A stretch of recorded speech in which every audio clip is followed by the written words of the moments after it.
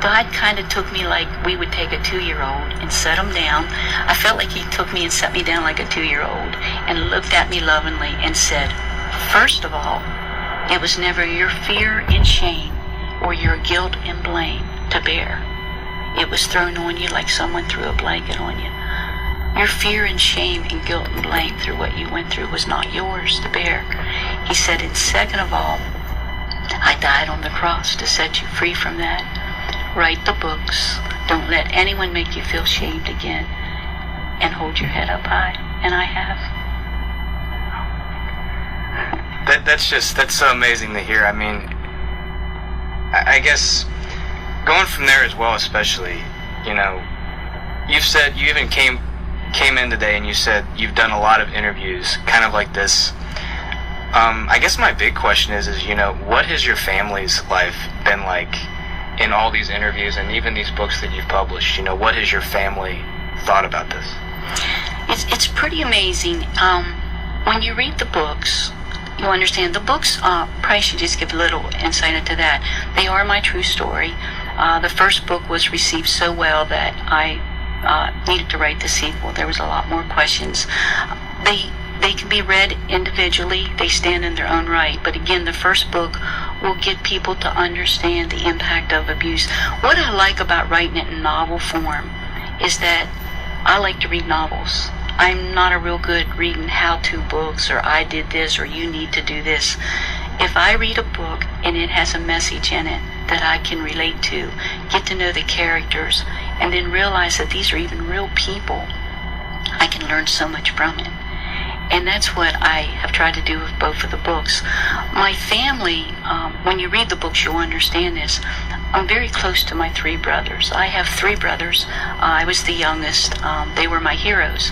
Now you have to understand, when my oldest brother was 3, my second brother was 2, my third brother was 1, and I was born. And just to give a little insight, I'm from West Virginia originally. I did live here in Jersey 12 years, but I came right from West Virginia to Jersey. Little different culture. To say the least. Yeah, a lot of different culture. And growing up in West Virginia, it's not that I'm that old, it's just that West Virginia was West Virginia. We lived in a little 3-room house. And I tell people that's not to be mistaken with a 3-bedroom house. It was three rooms. It was not HGTV approved. The bathroom was 150 foot up the hill, if people get that. And the horseshoe pegs was 150 foot from the outhouse. And the cliff that went straight down was 150 foot past the horseshoe pegs. So we learned not to chase the ball after the horseshoe pegs. And I was probably the only one in our neighborhood that had a backyard that ended in midair.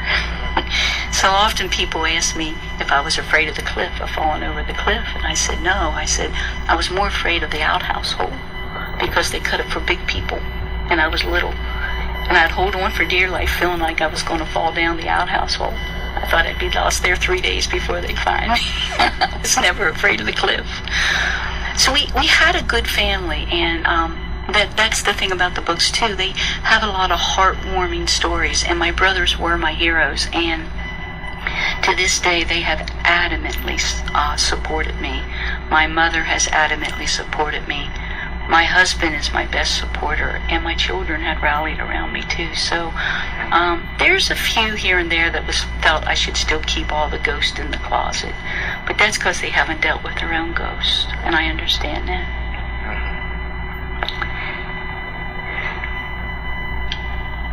Okay, so I guess one of the final concluding questions that I have is for those that can really relate to this story, that have gone through the same things that you have in these books, and even just in complete struggles in life. I guess the big question I would have is, how can people really relate? I know they can relate, but at the same time, like, how deeply can they relate to your situation? And when you've talked to people that have similar experiences, you know, what do you tell them? And I thank you for that question too, because to give a little bit more insight also, what people don't understand is I did a TV interview back in, we live in Pennsylvania now, and I did a TV interview there, and I was speaking with the interviewer, and before we went on, we were speaking about child abuse. And I said to her, you know, it's an amazing thing, Amy.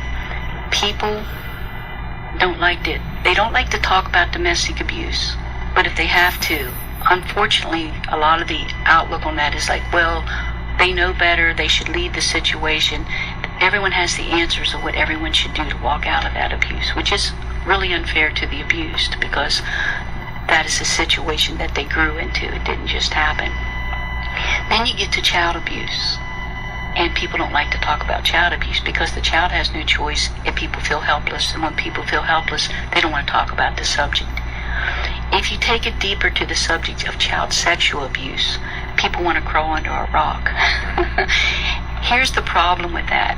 There is not a single person, Taylor, alive in this world, I am convinced, that somewhere in their life will not be impacted by some type of abuse, either themselves or personally or through a son, a daughter, a cousin, a nephew, a niece, a daughter-in-law, a son-in-law, a friend, a co-worker, a neighbor. And the reason I say that is statistics say that 1 in 4 girls are sexually abused. 1 in 6 boys are sexually abused.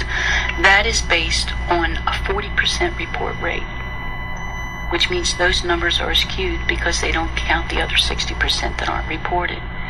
That said, and I don't like statistics because they are depressing, but it's the only way people can become aware that it's epidemic, and it has led to a lot of the drug addiction and a lot of the addictions, period, and a lot of the suicides and a lot of the brokenness of people is different types of abuse. Every 2 minutes in America, someone is sexually assaulted. This is girls and boys. Every 8 minutes in America, 8 minutes, a child is sexually abused. So if you look at those statistics, 60 million people that are living today are survivors of child sexual abuse, not just child abuse or emotional abuse. So if we think we can put this under the rug and not deal with it, and it won't affect me and my little circle, we're really deceiving ourselves. There's an elephant in the room and no one can get around it, but no one wants to look at it and see why. The good news is that's the victimization part. The good news is that there's a victory part. When I was going through, I often say as a child, I survived my childhood. As a young adult, and I became a Christian, I denied my past. Put it behind you. It's hard to put your past behind you when you think you have, when you're still carrying it on your shoulder and you don't even know the elephant's in the room.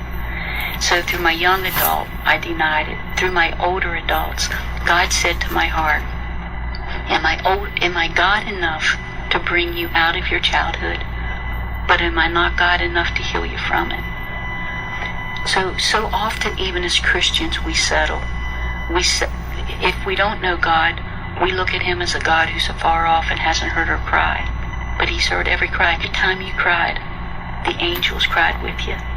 Every time you cried, I cried with you. Always there.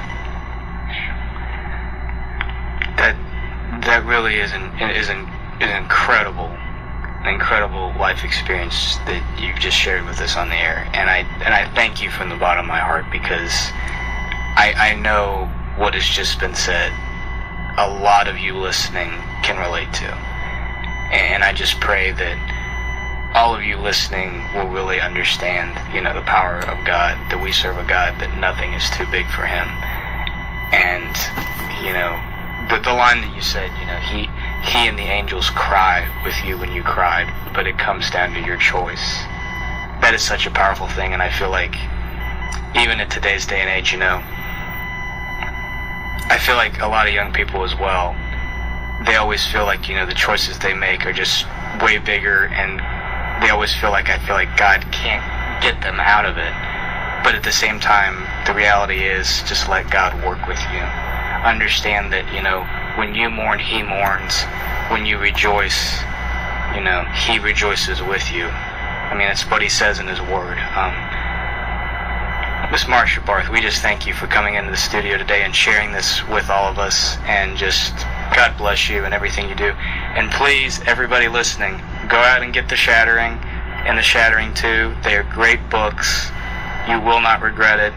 God will be present in the words that you read. And she's going to be at the Truth That Rocks bookstore today at noon to 2 in Northfield, New Jersey. So if you have time to go down there, check it out. She'll be signing books. Signing books, definitely. And great person to conversate with. Thank you very much. Taylor, thank you for having me today. God bless you. Thank you.